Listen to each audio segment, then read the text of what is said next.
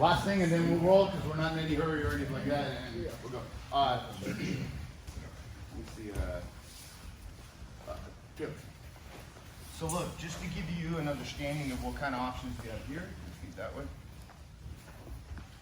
You have to play with this in order to be able to trust your equipment, which is your lapel, to know that you really have them locked in, okay? That's why when I began doing this, I first catch you guys and I give you an opportunity to try to get loose. Because if you can get loose, then I can begin to make adjustments to see whether or not it even works in the first place. Because the reality is it's gotta work, okay? And I only teach what works, okay? So as I'm here and I'm pulling, he's defending, I gotta make sure my hips engage, okay? I can't be like this.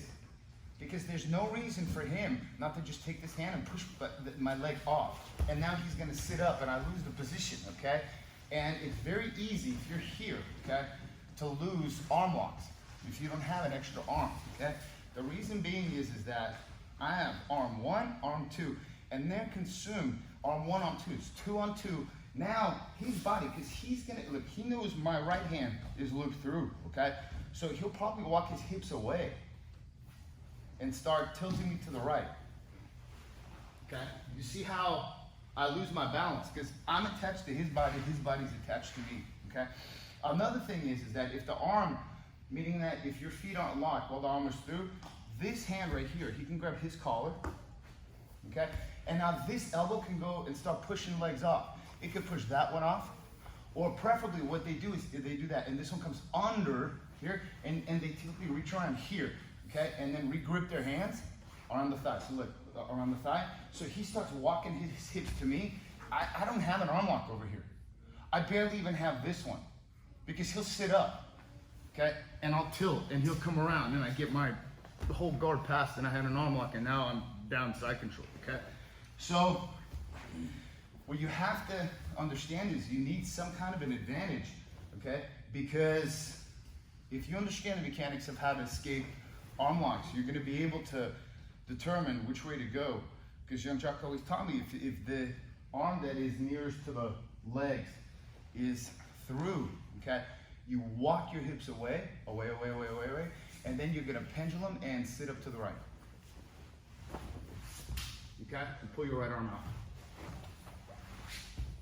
Okay? My left arm is through, okay? He's gonna walk his hips in. And from here, he's gonna bump and roll to his right and come up. Up and roll to your right. Yes, and pull your arm out. Okay? And this really works. You just have to, on the bottom, recognize which arm is hooking your arm, okay? And this works. However, if we're here, okay, right, none of that is a factor. None of it, okay? Because look, first of all, he's got to figure out which arm this even is. So this is, in all reality, this arm. So theoretically, he'd have to walk his hips into me, okay? But it's fine. I'll tilt this way. He's not gonna bridge me up, okay? If he is, I'm controlling. I'm riding him, okay? Like deep sea fishing, okay? All right. If he walks his hips away, I'll tilt this way, okay? And all it is that it's just pulling the whole shoulder arm out of the shoulder socket. Because I got the hook. This hook is pulling this whole arm, okay, and create tension. So when you have this position here, okay, you also gotta think to yourself, well, look what I have, okay? I can do this right here, okay? He'll take that arm and you pull it out. Look, you pull him right in a triangle using his own arm right here, okay? You go here, okay? He starts walking his hips in. Look, he went right in a triangle, okay? Why? Because I'm pulling him in with the arm raiser. Look how close he is, okay? Because he wants to do this. Yes, look. Okay, and I'm still keeping it bent. And I lock him in a triangle, okay? Taylor says, not this time. He's walking it up. I'm like, oh, no triangle. He leans his head down. I'm still keeping it bent. And still leaning it back. Because this right here is a real battle. This one, okay? Because I'm still pulling it here, and I'm keeping it bent. All right? And we're here, and I can go back. And then, if you really want to torture him, look.